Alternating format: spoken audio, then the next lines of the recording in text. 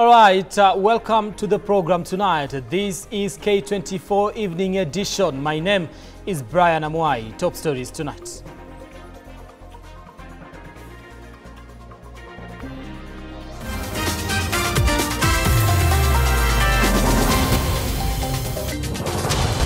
Tonight, the High Court declares the new university funding model unconstitutional as judges cite lack of public participation and prohibit its implementation. The source of this problem with the Chief Justice. There is no judgment you cannot buy, and a country cannot survive if the justice system is fueled by money. Four senior counsels demand Chief Justice Martha Koome's resignation over corruption at the judiciary as they threaten to expose judges allegedly accepting bribes. Also tonight, Kenya Kwanza leaders Lord President William Ruto for delivering on his promises, while Raila Odinga urges Kenyans to trust in the government. I encourage you to use this education not to lament about a country you wished for, but to make the country that you are being presented with. And KMPDU calls off its strike following an agreement with the government. I want to announce that all the interns to report back to work from 23rd of December 2024, that is Monday next week.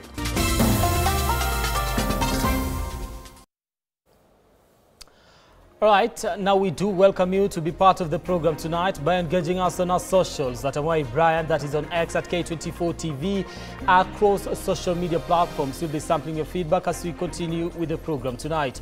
Our sign language interpreter is Walter Asewe. Let's begin. Now, the High Court has once again prohibited the implementation of the new university funding model, stating that its execution violates the right to education for all. Delivering the ruling, Judge Justice Mwita Chacha said that the current costs are too high for parents and that the government should bear the responsibility. Moreover, the implementation of this system was carried out without a consultative process and public participation. Now, the decision will affect students who are set to join university next year as they will not receive funding under the suspended system. Harriet Chimea now reports. Students set to join universities next year will miss out on funding under the new university funding model following the High Court's ruling to halt its implementation.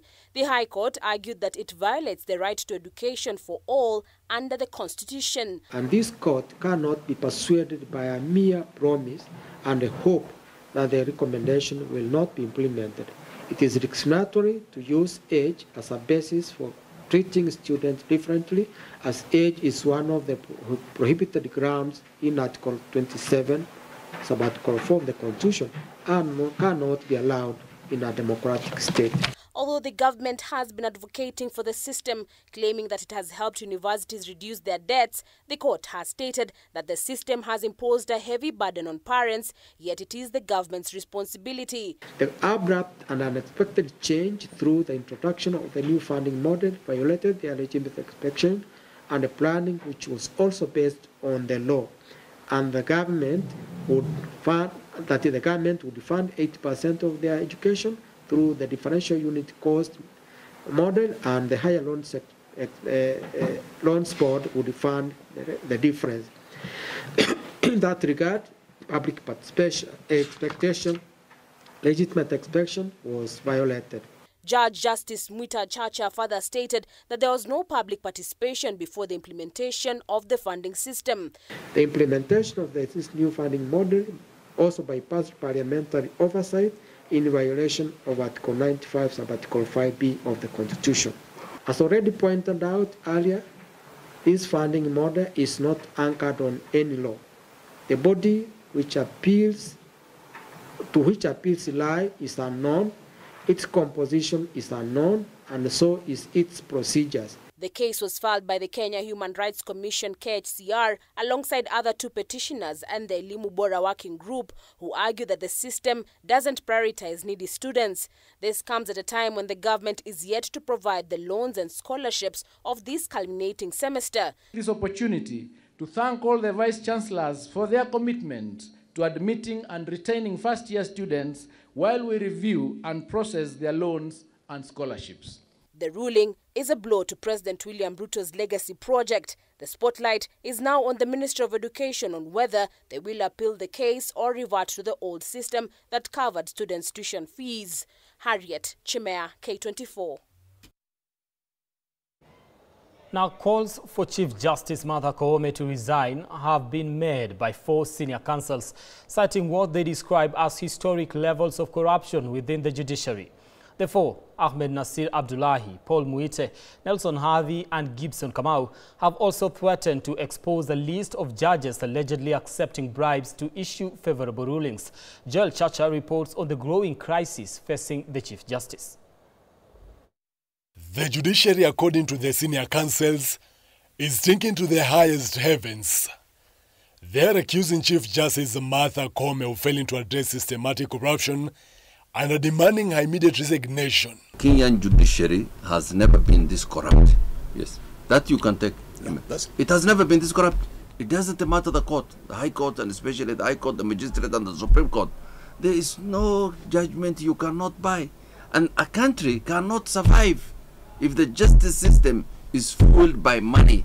The country will collapse. The source of this problem with the Chief Justice.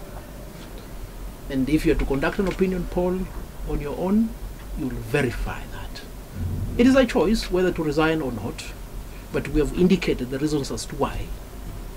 It is improbable, it's unreasonable to expect the Judicial Service Commission, which he chairs, to consider a petition for a removal and recommend to the President to form a tribunal. The 4 lawyers, Ahmed Nasir Abdullahi, Paul Muite, Nelson Harvey and Gibson Kamau, claim that bribery among judges is rampant and is eroding public trust in the judicial system. From 2025, January, we will now start a crusade on how to clean the judiciary in light of what we hope our members will bring to the table. For all these judges, and will go for the commissioners of the Judicial Service Commission who do not want to do their work. Citing fraudulent land transactions as an example, they warn that unchecked corruption could have severe consequences on the country's economy. We are greatly troubled by numerous decisions where judicial officers have, through corruption or incompetence, delivered judgments and made rulings whose effect is to put in question of the very purpose of title deed or certificate of title or any other form of ownership document. We have been horrified to see courts upholding as valid forged documents and assisting crooks to take away other people's properties.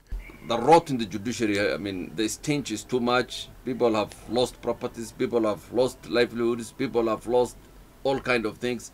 We have been quiet for so long. This latest development comes just weeks after Chief Justice Martha Koome publicly dismissed calls for her resignation during the 2024 Annual Human Rights Summit in Nairobi. She urged those defaming her to reconsider their actions, stating firmly that she has no intention of stepping down. Joel Chacha, K24 TV, Nairobi.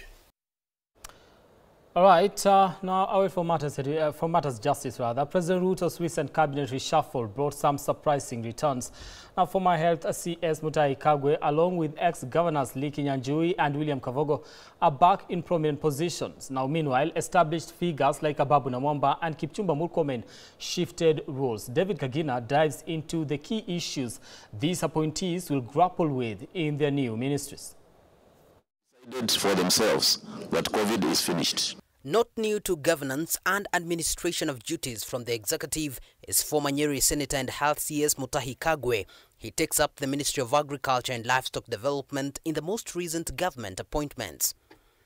Kagwe became a household name in the wake of COVID-19, with daily updates of the global pandemic, appearing to perform well under the limelight and to communicate in simple terms the government position.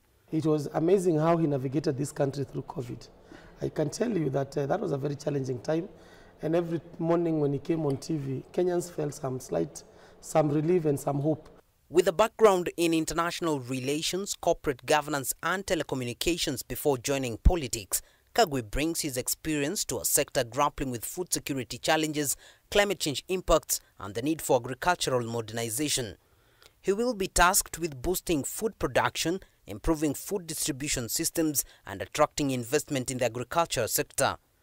The livestock vaccine debate, which is currently a hot coal, also lands squarely in his hands. We believe what they are going to bring in is sanity. And again, these are not people who are easily going to take orders that are destructive to the nation. On his third docket since appointment to cabinet is Kipchumba Murkomen, who has now served in the transport and infrastructure as well as in the Ministry of Sports. Appointed as the Cabinet Secretary for Interior and National Administration, Murkomen takes over a critical role responsible for security, law enforcement and national administration. Among the key questions awaiting him in office are the claims of increased abductions and enforced disappearances, with accusing finger pointing at his docket, the question of compensation and justice for those maimed and killed during Gen Z protests. Not so far from his county of origin is also the issue of bandits giving the region insecurity to the point of leading to the closure of some schools. I understand the responsibilities that is bestowed upon me are serious responsibilities. And like I have done before, I will do so with all my heart, with all my energy, working together with the colleagues who are here. William Kabogo, appointed as the Cabinet Secretary for Information, Communication and Technology, Kabogo will be responsible for driving Kenya's digital transformation, expanding internet access and promoting innovation in the ICT sector. He will need to address challenges related to cybersecurity, digital literacy and the digital divide. Former Nakuru Governor Lee Kenyanjui, appointed as the Cabinet Secretary for Investment, Trade and Industry, will play a critical role in attracting foreign direct investment, promoting exports and stimulating economic growth. He will also need to navigate global economic uncertainties, address trade barriers and create a conducive business environment. Also expected from his office is a solution following the formation of a presidential task force which was mandated to investigate why manufacturers, industries and businesses are closing shop in Kenya. The quality of advice that the president will receive from his cabinet will definitely improve. But the question again is he capable of taking this advice?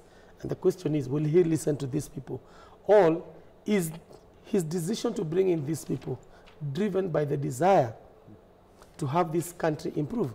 The new cabinet members face a daunting task, their success pegged on their ability to implement effective policies, collaborate with stakeholders and deliver results for the Kenyan people who are now more vigilant and pushing for accountability.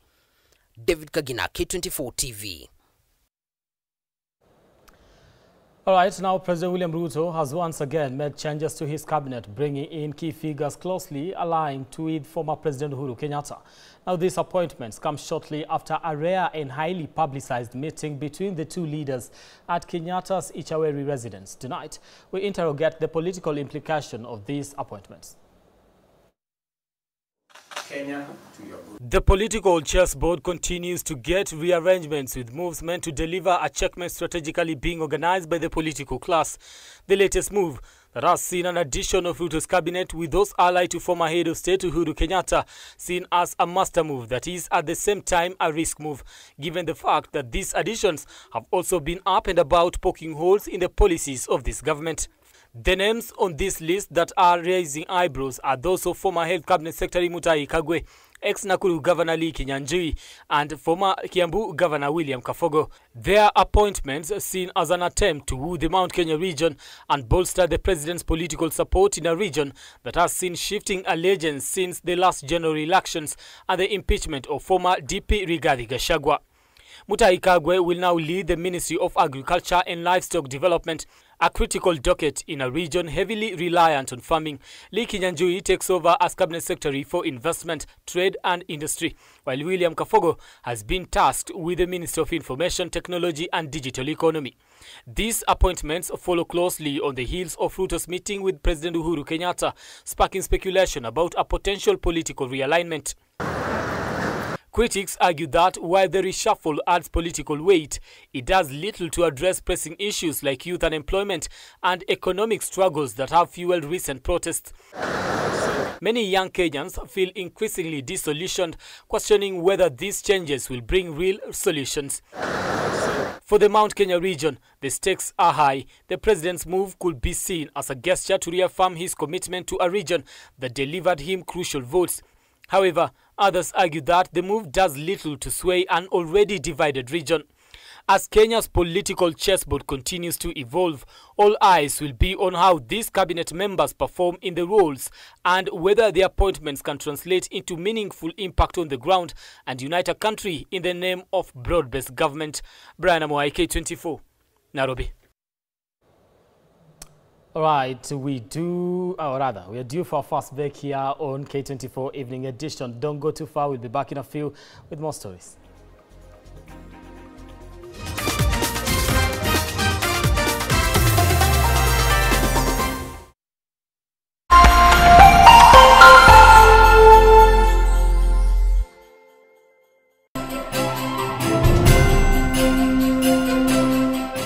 As we celebrate this joyful season, I want to express my heartfelt gratitude for